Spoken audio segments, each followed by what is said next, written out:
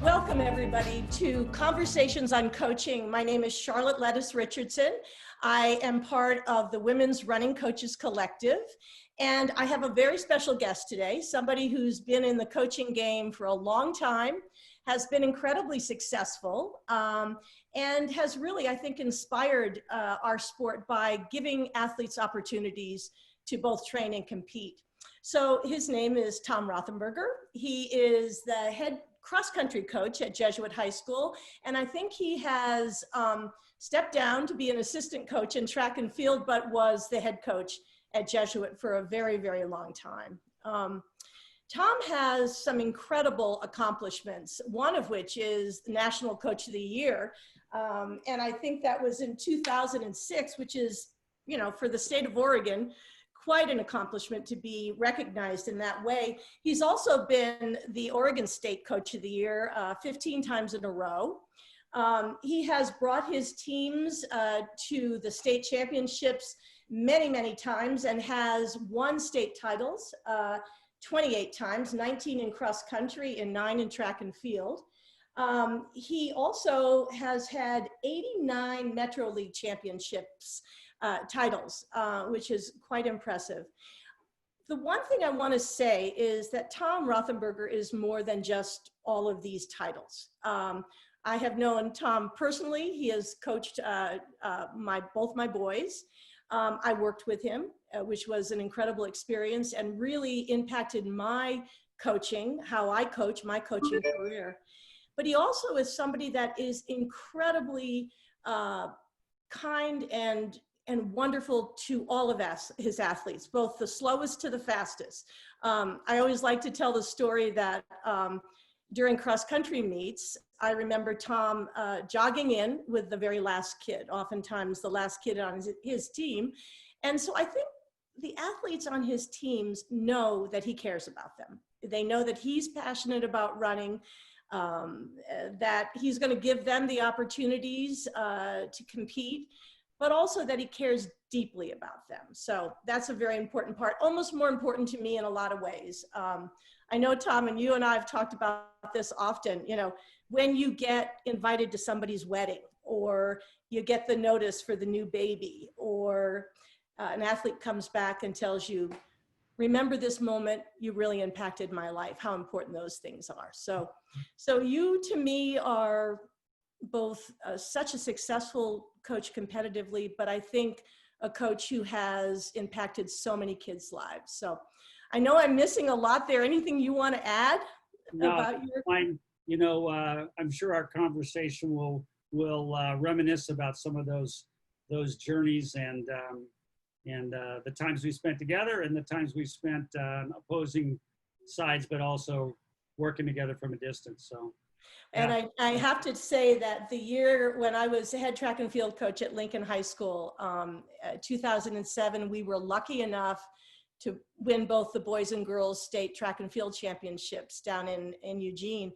And Tom, you were the first one that said congratulations to me. And I have to say that in my mind, when they announced it, was the thing that I remember most was how congratulatory you were. So I thank you for that. And excited about it. And yeah, those were great times. And I know they don't, people look back and think, oh yeah, you want to stay talent, you had this talent and this talent. They, only those of us who have mentored those kids through that know all the coaches, all the assistant coaches, all the various components that you have to keep everybody moving collectively towards a goal. And that's not easy to do. No, it's not. And for me, it was such a shock. I think I was confident with the girls, but not with the boys. And to me, that was, you know, such an incredible experience for athletes and coaches to come together to make that happen. So anyways, thank you for that. So I'm going to start the interview. Can you talk a little bit about your background as a runner? I know you ran at Lake Ridge High School and you ran at Boise State. Right. Could you tell me how that experience as a runner transitioned into coaching, and what was the moment that you realized that coaching was a calling in a sense for you, a passion for you? I grew up, as I kind of alluded to maybe in some of the notes. I was one of 9 children in a large family, and so sport was something that got me out and about.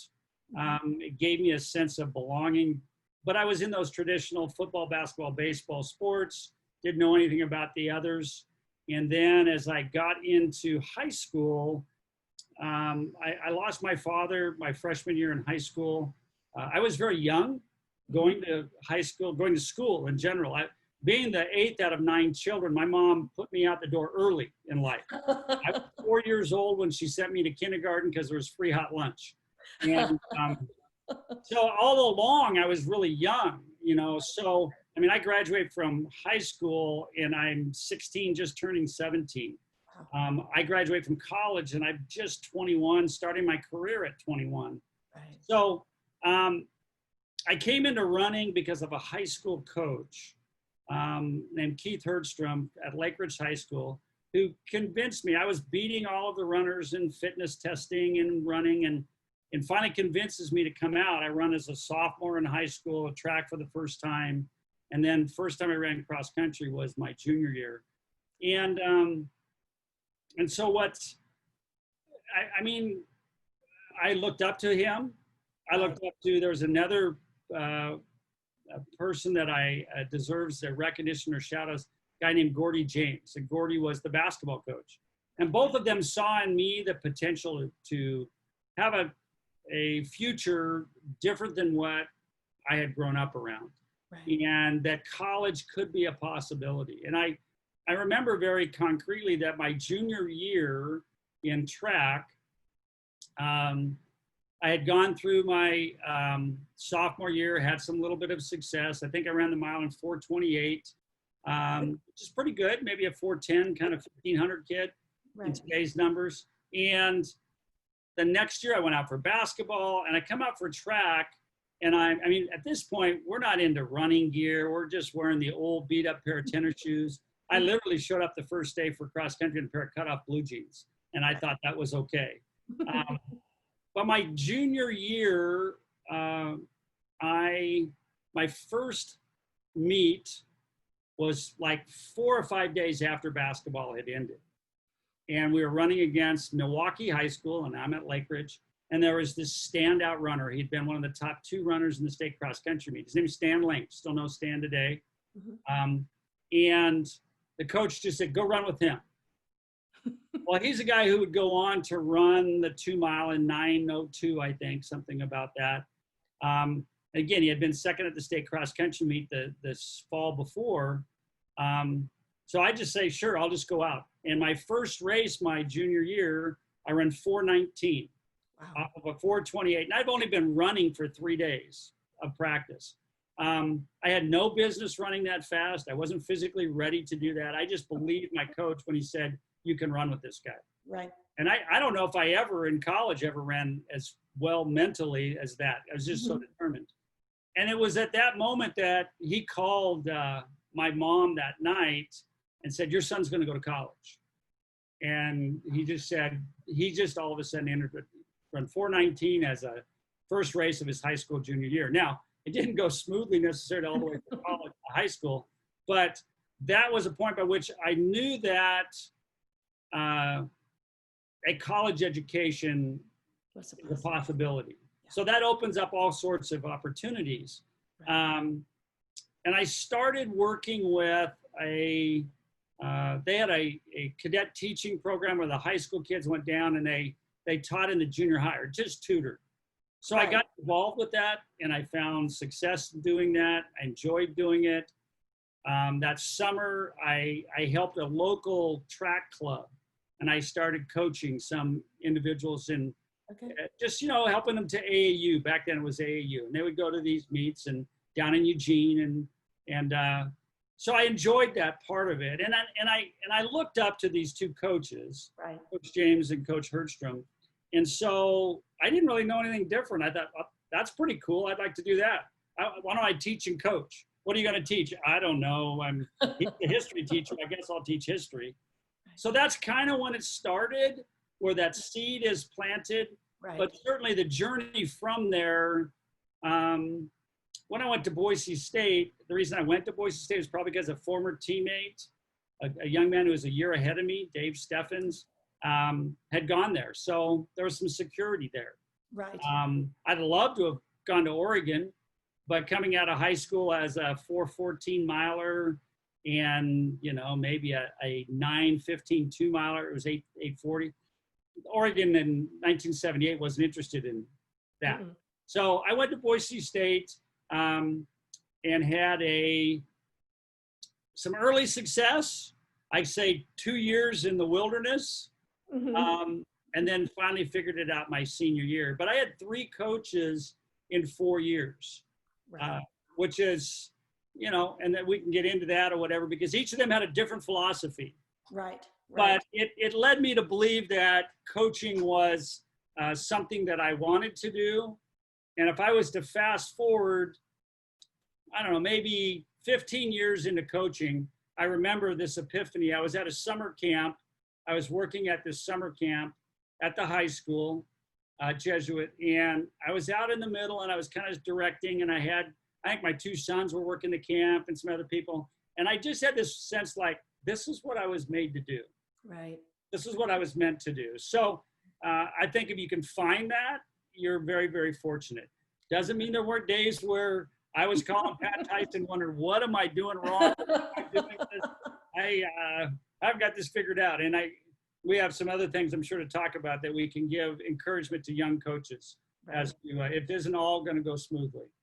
No, I think probably there are days when you think, why am I even, coming? Except when I get to practice, I get on that track, I get on that field, everything else goes away. And I am so content, so happy, Right. so, all those things stimulated by coaching. I think the preparation moments is where you go, why am I still doing this? Once you're there, it's like candy. It's like a kid in a candy store. Once you get to be there with the energy of those, I mean, you always heard, older people back when we were younger saying, the kids keep you young, that sort of thing. But there is life and energy. And I recognize, certainly through this pandemic, I've recognized I'm a people person. Right. We would much rather be sitting across the coffee table, at the coffee shop than distance. Now we got to do what we have to do, but I am a people person, that's for sure. Well, and I think you're a teacher. My father was a teacher and a professor, and he always said to me, coaching is teaching. And I think that's part of it. The experience too of being with young people, can't be duplicated. There is nothing like it. And I think both you and I and many other coaches are struggling during this pandemic because we don't have that outlet. We're trying to find those creative ways of connecting with kids. And it's hard. It's very, very hard. That is. Yeah. So, okay. So can you tell us what your coaching philosophy is? I know that's kind of a question that oftentimes puts me feeling like I'm on the spot, but I know you could articulate it. What over the many years of coaching has stayed constant in terms of your philosophy, and what things have changed? So again, back to, I hate to be the old guy that has all these stories, but that's okay too. Me too. So I'll recount a couple of stories. The first one, and it's funny how college can be those formative years. Right. It's a ed class for all of us who went into education. We have both positive and negatives related to our ed classes. I'm a junior in college. A professor walks in back in an era where there were chalkboards. Mm-hmm. And he came walking in and he set his briefcase on the lectern or the table in front, turned around and wrote one word on the board, and he circled it. Mm-hmm. And this was a 2-day-a-week class, so it's probably about an hour and a half long. And he grabbed his briefcase and walked out, and we thought, oh, he must have forgot something. Mm-hmm. 5 minutes goes by, 10 minutes goes by, 15 minutes goes by. He never comes back. And people are looking around, and are there rules? Do you have to wait so long? Stick around. Does he have a PhD? Does that make a difference? I don't know. We're a bunch of, your junior years when you actually start getting into ed classes. Never came back. The next day, 2 days later, we have class, and he says to us, he goes, if you don't remember anything else I teach you in this class, if you remember the one thing that I wrote on that board, you'll be a successful educator, no matter what that is. So now you ask, what is that one word? And the word he had written on the board was rapport. Oh. And what he said was, if your students, and I would conjecture that to if you're athletes that are your students, right. If they know that you care about them genuinely and you have built a connection, yeah, you'll be successful.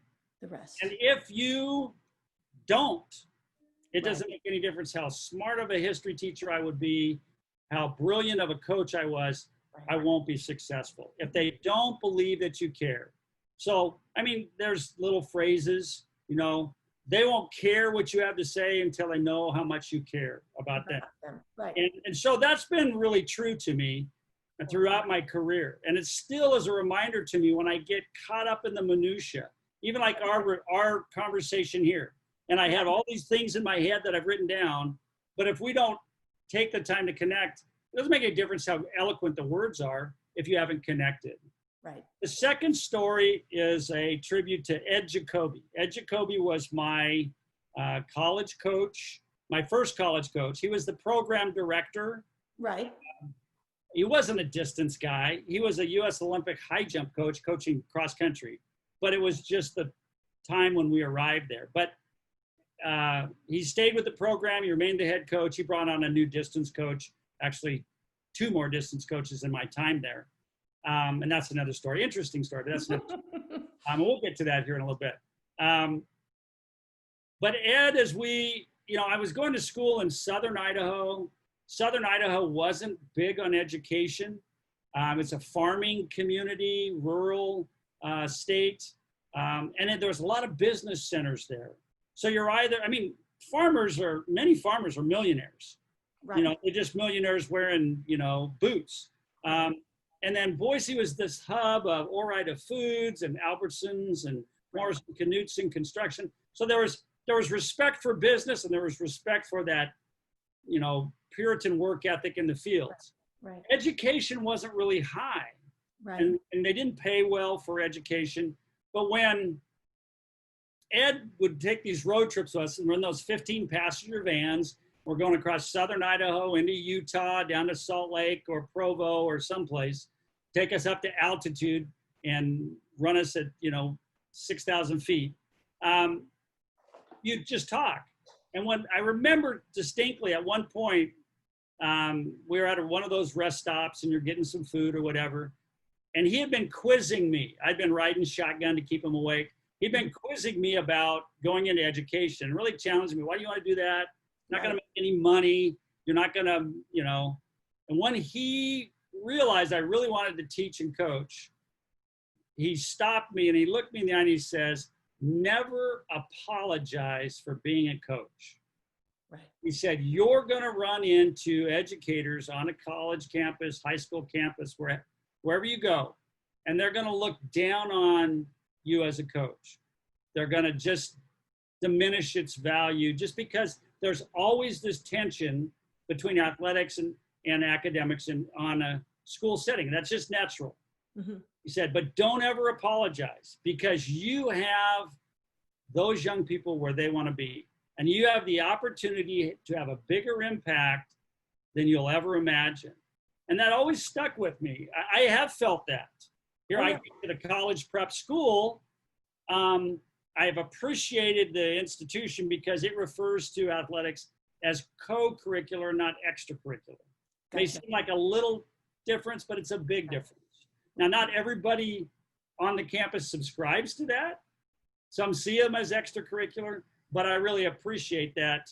You do, as a coach, have the opportunity to impact people. We all know that have been athletes, right? But it's really true. You have a chance to, there's so many of our stories where people will come back and tell you, and I have a couple of those that come to mind, where they, you just had a lasting impact.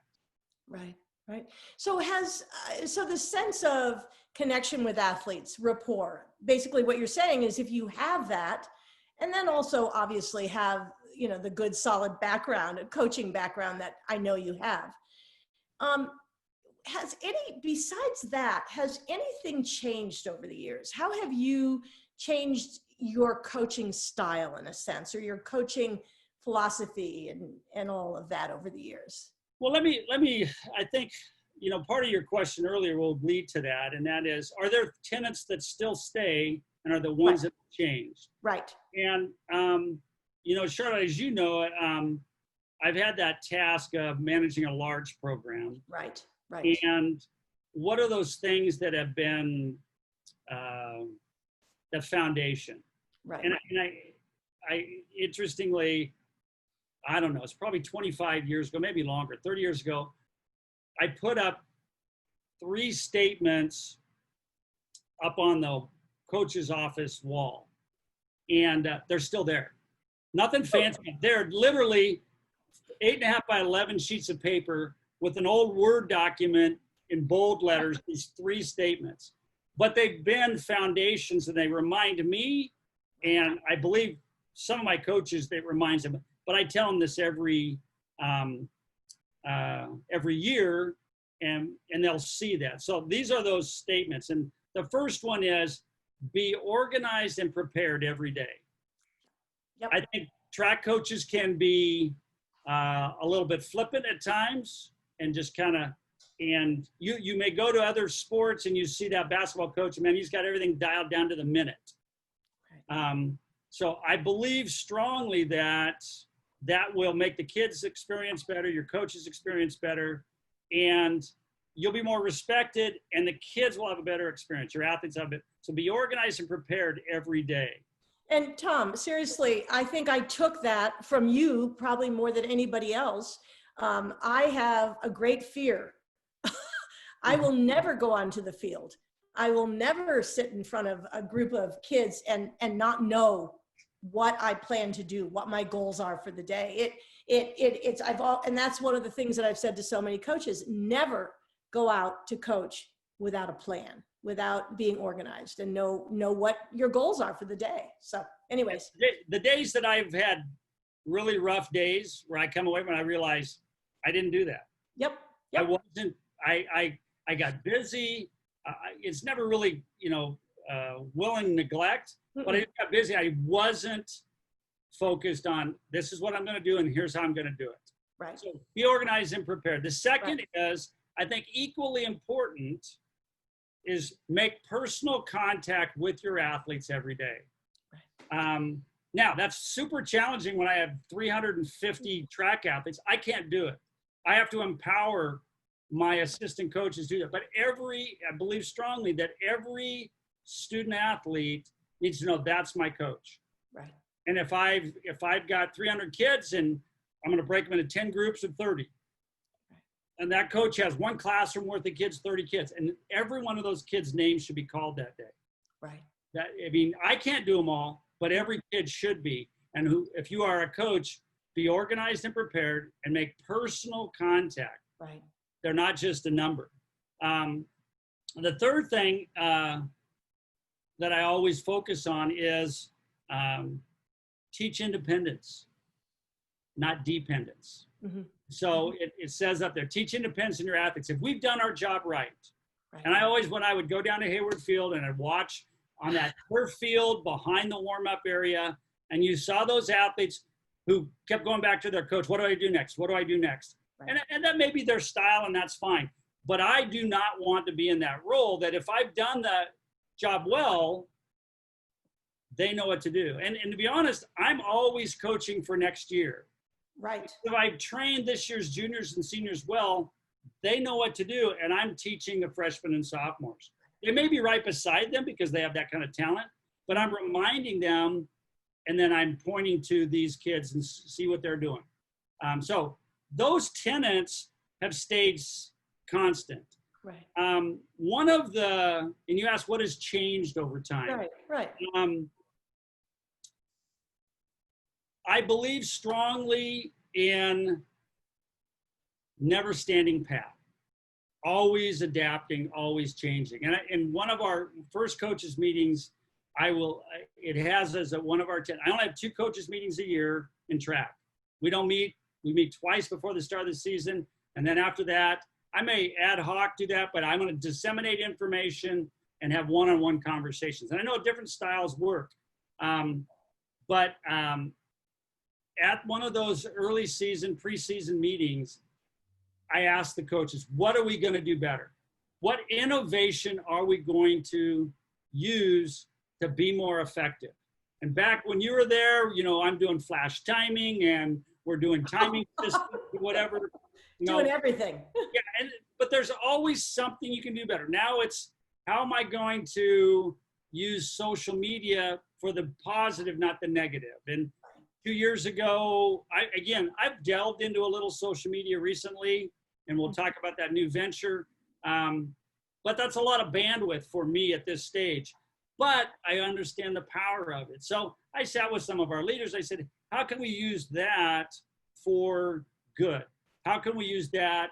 And I have 2, there's a Jesuit women's cross country Instagram page, but we limited who gets to post to it. And the girl can communicate with one of our leaders and they post to it. And then when that one graduates, they pass that role on. And I'm seeing it now, and somebody's birthday's recognized and they feel, validated. A lot of good out of that. I was trying to keep, training diaries, and our kids have to live on Google Docs because of school. Right. And so I just moved into that space and I created a closed space for them to record their workouts and see each other's, but the rest of the world doesn't see it. Not that that's not that value. I have my Strava account and I work with it, but I think innovation, I'm not picking any one particular one, but I think being open to that innovation and annually or semi-annual, whatever, routinely evaluating what can you do differently and better is something. Right. And there's a couple of examples, maybe some of that social media, harnessing it. Certainly, we can talk about some training methods. Some of those have changed. Right. But I think constantly being willing to evolve. And, I'm listening to a couple of great coaches this morning on some podcasts. And that's a common thread that you hear, is that those really good coaches, they're always looking at ways that they can do it better and not. And again, some people have a system and it's worked for them and they continue to do it. Right. But my athletes, the athletes who came through when you were coaching with me, 2003, 4, 5, had great success. They wouldn't hardly recognize the workouts we do now. And we've talked about it. Some of them have come back and they go like, are you still doing this? I go, no, we don't do that anymore. Yeah. Well, I go, and I said, I have to be honest with you. They'll ask, how do you guys run so fast? Why are you running so fast? I couldn't. I mean, you remember when you were there, I think Trish Laughlin might have been there at the time. She was district champion a couple times in a row on the very same course we run now. Right. And she wouldn't have made the top 7 last year. Right. And I mean, now she would have. Because she would have, because she is a great athlete who is very competitive. Faster. She'd run a minute faster now. And why is that? Because we are doing some things slightly differently than we did before. Well, and I think as a coach, you absorb, as you go along. I know you do. You read, I read, you talk to other coaches. You do evolve. Of course you do. The workouts I did in college, every now and again, I laugh and think about, what in the heck was I doing? But again, it comes back to this idea of rapport. All of what you've just said to me in terms of social media, in innovation, technical sorts of things, are trying to create that rapport, trying to create that communication and relationship with an athlete. I mean, that's really what it is all about, truly. If the athlete knows you care about them, and it's true, they will do better in terms of their training and in terms of their performance. Again, that's not making them dependent on you. It's making them understand, in a sense, that you are trying to make them be the best they can be. And at the same time, you're trying to, I think you said this in your resume. You want to be the best person. You want to grow every single day, not only as you said, a husband, a father, a teacher, and a coach. So it's that constant reaching for being better and doing better, for sure. Right, right. Yeah. You're just trying to empower them to be able to fully realize what they're capable of. Right. And they need to know that you believe in them and that you have their best interest at heart. Right. And then they'll listen. And then you also have to listen too, because you may not be heading a certain direction and it's like, that's not the right direction for you. Right. And I think an interesting conversation is, how do you manage that? Was in some of our notes as we were working through this. I think we'll get to that, is, you know, how do you as high school coach, you're teaching classes, you've got X number of athletes.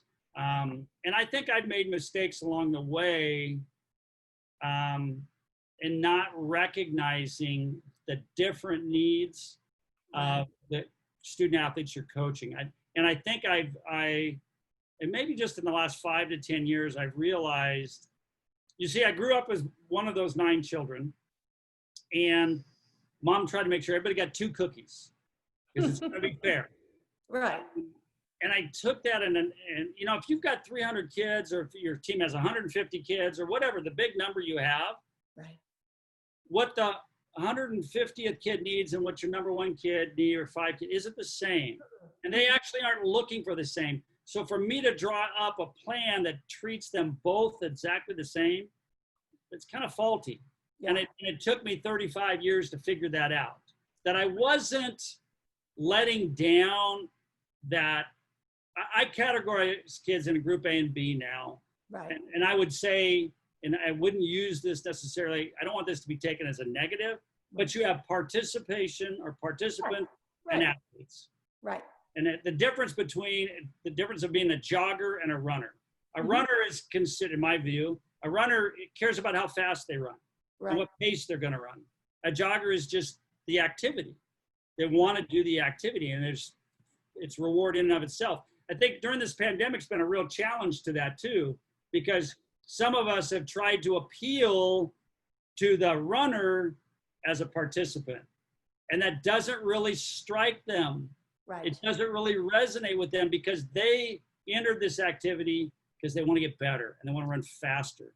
And now you're talking to me about running for well-being and just feeling good about myself. And not that doesn't have value, but I was drawn to this because of a competitive nature. So that's something that I don't know if we want to delve into, but that's an interesting, unique part of our coaching experience, being in a no-cut sport where we have both of them. And I think we wrestle with, and I think unless we distinguish between the two and treat them slightly differently, maybe we don't do either of them justice without recognizing that they want something different.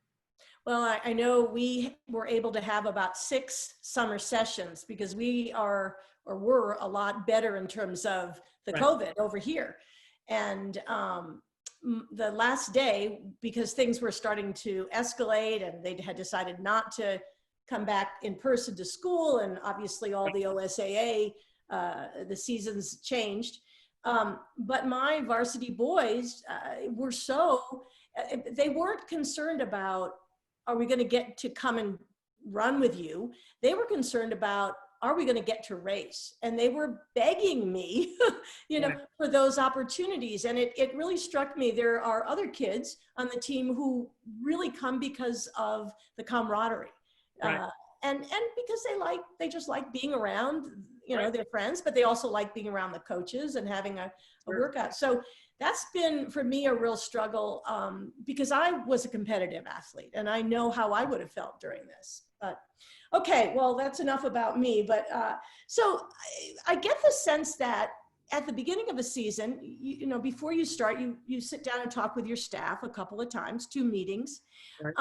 Do you set goals for them, or do you let them set their own goals? I mean, do you articulate to them what you want to accomplish during the season? And then in turn, I think I'm asking kind of just a real, how do you do it? What's your procedure? How do you set individual goals with your athletes also? So how does that whole process happen? okay, so I hear two things if I'm understanding you. One, how do I interact with the staff? Right, And how do I interact with the individual athletes? right, So, and again, it's unique. There are crossover similarities, but it's unique with each season, whether it be cross country or track. right. So let me just talk cross country first. Okay, The cross country process usually starts right as school is ending, and I will sit down with my group leaders. I select those leaders. I don't do it by vote, anything like that. And I do believe you can teach some leadership styles and techniques, but some people are leaders and some aren't. Your best years are going to come when you have leaders. right, There are times when, with all of your efforts, you may not find one, right, and it's not the ideal, but you may have to step in at some point later in the season if they're not able to do that.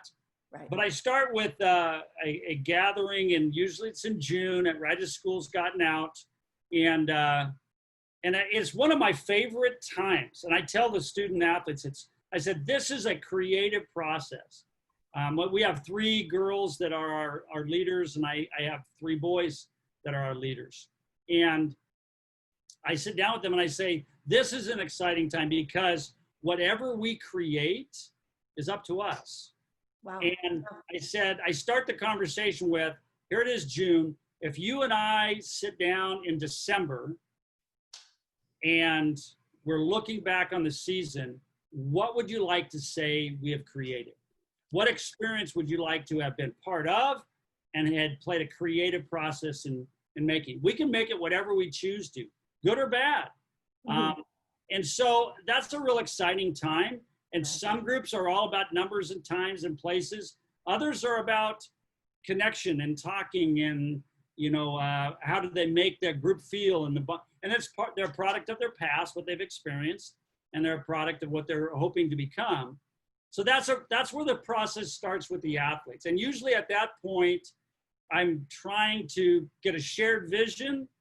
And then I'm saying, who are we going to lead? So I ask them, what do you want to have happen? I'll make them identify for me, where are you going? Because you can't lead anybody if you don't know where you're going. Right. So what are your individual goals? And then I said, who are we going to take on this journey? And then we go through the roster and we say, these kids, and I'll ask them this, I say, who are our have-tos?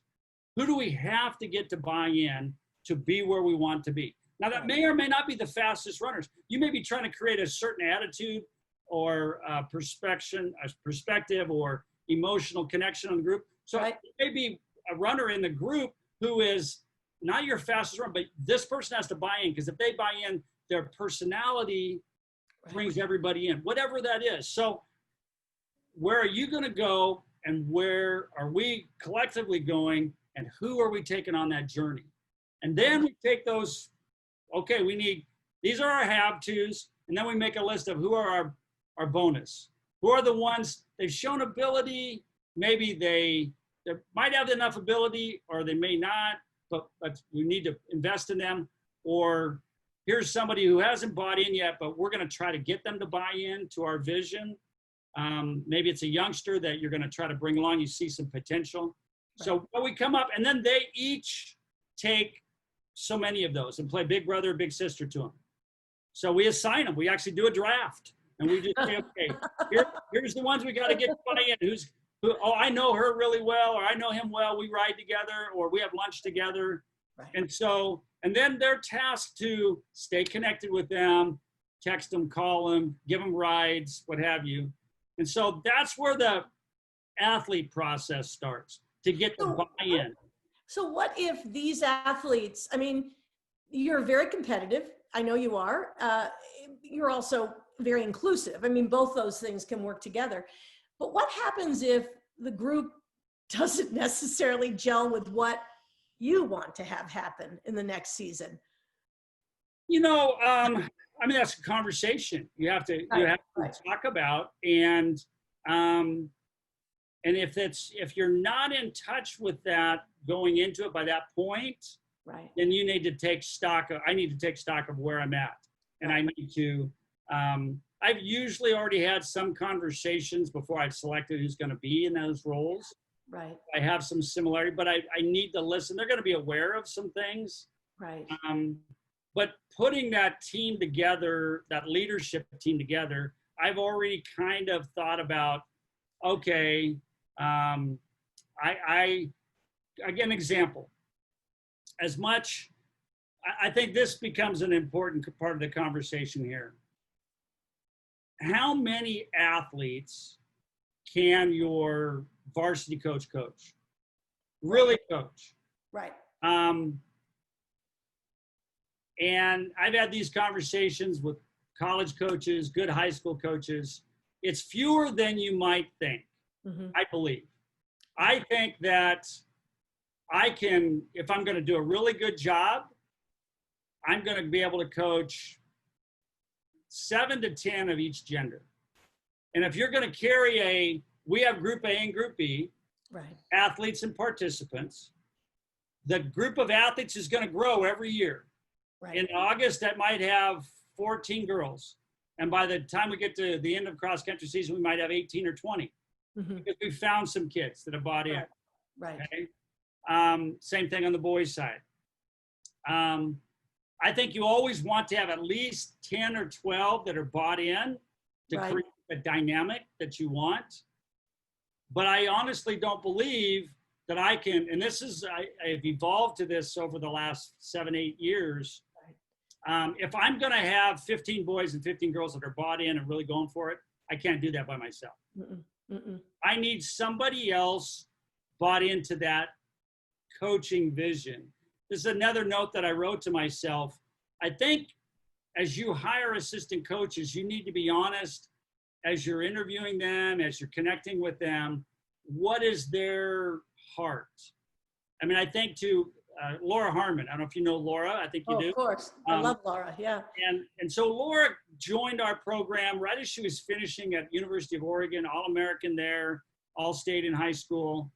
It would have been a mistake for me to bring Laura into our program and to put her with Group B athletes, because that's not where her heart is. Right. It's not like somebody's a good or bad person. There's just a different vision. And then so you have to get that perspective. Do you have a assistant coach who's coming in who would just love to champion the cause of the kid who's a 28-minute 5K runner and seeing him run 24? Right. Or are they aspiring? And so finding those roles, and as you're filling out your staff, back to this, finding this, as Tyson would have called it, a dirty dozen, finding that you can count on that really want to aspire.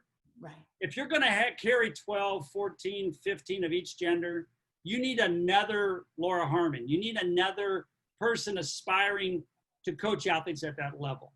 And if you don't, you're going to have a challenge, because if you try to convert a participatory mentality coach into being that driven coach, it's going to be a challenge, because they're going to question that, will you treat your first 5 differently than your second 5? Right. Well, yeah, because they're all going to try to run sub 18 minutes, and these girls are going to try to run 20 minutes. Right. They both have value. So I think identifying that, now we're getting to your, what do you do with your staff? I think recognizing in your assistant coaches, their talents, what they're passionate about. Right. And if they're passionate about participants, get them in that role. Let them go to town on it. Yeah. If they're passionate about, being with and again, we always, and I think there's a tendency in high school to put some coach down if their interest is coaching the top athletes. Right. Again, mind you, I, as a program director, I need to recognize the needs of all. Right. Okay. But it's not a bad thing to want to help high school kids excel to the best level your program can, whether that be district or state or nationally. Well, I've heard your story. I mean, your story was, I was a kid, 8th out of 9 kids. The opportunities for me were not necessarily, great, but I guess the point is, you found running, for me, this exact same thing. It changed my life. I became a much more confident female, all those things. So I truly believe that finding that level that you run at is so important in the development of a whole person. I mean, you can't, you know, and you know, Tom, it's very interesting too, because when I coached with you, you gave me your next group of top JV athletes. And I remember getting so pissed off because you took every kid that ran really well, you took them into your upper group. But again, I knew that that was my role in a sense as a developmental coach, but I wanted to be as close to the top athletes as possible. That, to me, it would have been boring if I had not been there. So. Right. And I think that's and as a head coach, again, as you're trying to help develop coaches, right. Then as you recognize that, take back to Laura's situation. Laura coaches at University of Minnesota Duluth. Yeah. And she got involved in our program when Nike Cross Nationals, Nike Team Nationals first started. Right. That's the year that she got involved. We had a team that qualified and she was going to help. And it was really apparent fairly quickly, like, you need to go test this out. And she lands at Oregon State and coaches with Kelly Sullivan. And that's the path she needed. So, and I think you have to recognize that. And then as a head coach, look for those opportunities for those people that aspire to that. Right. And find a place for them to go investigate, go explore that, go take their talents where they can. Right. So yeah, so I mean, I got a little bit away from how we put that season together is trying to identify those athletes and those leaders within those athletes, and get a shared vision. And then on the coach's side, finding the right assignment or finding the right fit for them, and then letting them put their own, I mean, you may put the creativity or the master plan, I should say, together. But if my JV coaches, and we're doing 8 times 1,000 or 5 times 1,000 for JV kids, and they decide they want to do, 6 times 800, that's fine. Go for it. maybe that makes more sense with them or their kids.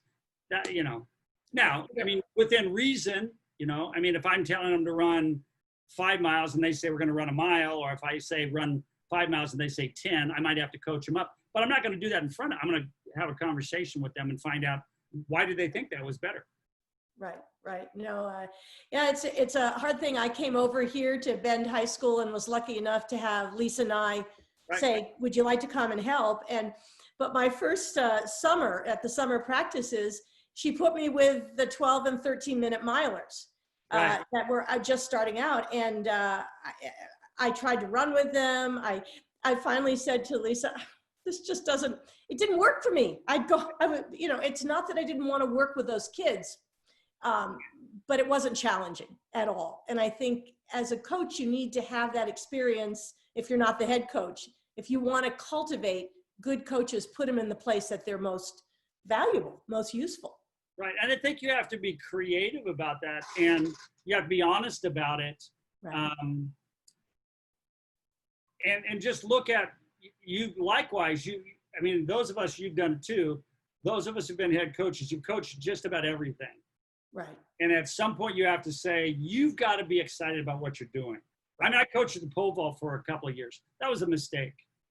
I did it because I couldn't find a pole vault coach, but I wasn't passionate about it. And I did it because I had to, but it wasn't the right situation and shouldn't be perpetuated, because the kids are going to start to feel that. They're going to know that if you're not excited about it.